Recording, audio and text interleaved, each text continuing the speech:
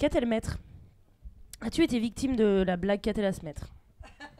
Ah non, jamais. Ah ouais. Non, arrête. Ah bah je t'assure, vraiment. C'est la première fois, j'adore faire la première. Eh ben oui. Qu'a-t-elle à se mettre? On te l'a jamais faite. Ah non, du tout. Non, c'est vrai. Mais c'est pas mal, c'est pas mal. On te faisait plus des blagues sur le maître alors? Non, jamais? Non, plutôt t'avait pas qu'a-t-elle, oui, qu'a-t-elle, oui. Qu'a-t-elle. Ouais. Ok, très bien. Alors attention, 1, 2, 1, 2, 1, 2.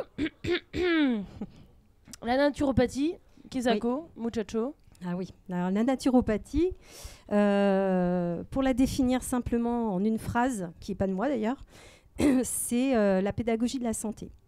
Donc ça veut dire quoi? Ça veut dire réapprendre à se responsabiliser par rapport à sa santé, par l'alimentation, et puis éventuellement s'aider de petits remèdes naturels, des plantes, etc., pour faire redémarrer la machine, mais après pour pouvoir fonctionner tout seul. Voilà.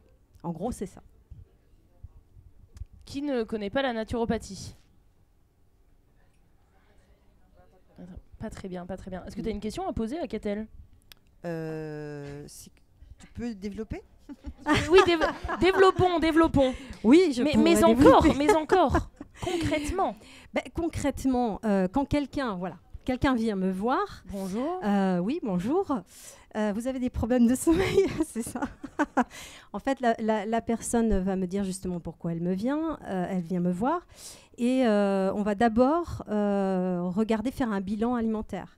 Donc voir si, parce que ce qui nous intéresse surtout, nous, c'est la cause des troubles dont souffre la personne, qui peuvent être des troubles physiques ou des troubles psychologiques. On considère la personne comme une unité, donc c'est pas simplement un organe malade.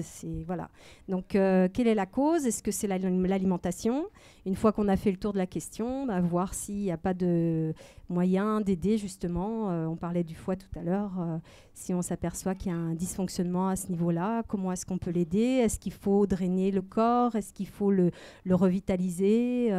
Voilà. Après, c'est vraiment du cas par cas, puisqu'on considère que chaque personne est différente. Ce qu'on appelle la notion de terrain en naturopathie, c'est par exemple au niveau intestinal, tout ça, tout le monde n'est pas pareil, parce qu'on n'a pas les mêmes stress, parce qu'on n'a pas les mêmes expériences de vie, on n'a pas le même passé. Donc il faut tenir compte de tout ça pour pouvoir conseiller au mieux. Comment l'alimentation influence nos nuits? Énormément. C'est une petite question, facile.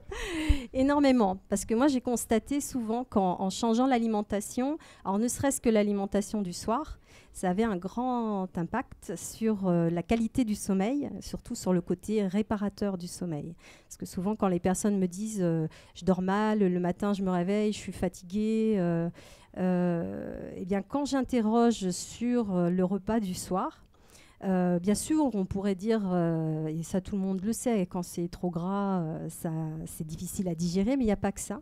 Il y a certaines catégories d'aliments, et pour résumer, je dirais, il y a une catégorie déjà qui pose problème, sont les protéines animales. Alors les protéines animales, c'est la viande, c'est le poisson, mais ça peut être aussi, pour certaines personnes, les œufs ou les produits laitiers. Parce que ça remet, en fait, ça reconcentre dans le sang ce qu'on appelle un neurotransmetteur qui est en fait la dopamine. Et la dopamine va mettre le cerveau en éveil. C'est ce qui permet justement d'être en super forme. Normalement, ça c'est le matin dont on a besoin. Et la dopamine est faite à partir justement de certains acides aminés comme la tyrosine qui viennent des protéines animales. Donc pour mieux dormir la nuit, ce qu'on conseille bien souvent, alors évidemment il y a toujours des exceptions, hein.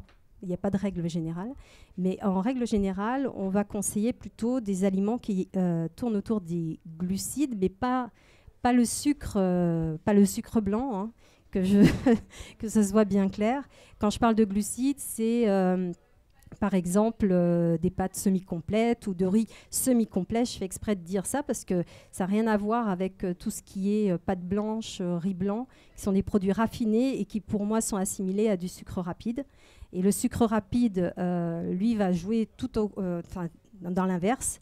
Ça va jouer sur la qualité du sommeil, alors que ces glucides, entre guillemets, lents, aujourd'hui, on dit à index glycémique bas, eh bien, ça va induire le sommeil. Et d'ailleurs, premier conseil qu'on donne, c'est prendre un encas vers 17 heures, une banane par exemple.